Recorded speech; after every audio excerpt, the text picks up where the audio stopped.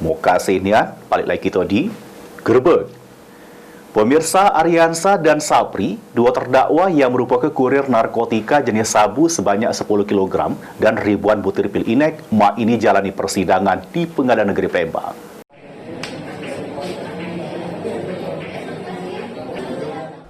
Aryansa dan Sapri, dua terdakwa yang merupakan kurir narkoba jenis sabu sebanyak 10 kilo dan ribuan butir pil inek, ini jalani persidangan di Pengadilan Negeri Palembang.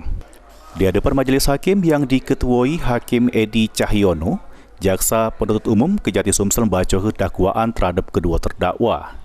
Juru dakwaan Jaksa Penuntut Umum sekira 14 Desember 2023, kedua terdakwa berhasil ditangkap oleh tim reserse Polda Sumsel di Jalan Lintas Palembang Prabu Muli, Desa Segayam, Kecamatan Gelumbang, Kabupaten Muara Enim. Dari barang bukti berhasil diamankan sabu 10 kg dan 9.463 butir inek yang disimpan di bagasi belakang mobil miliknya.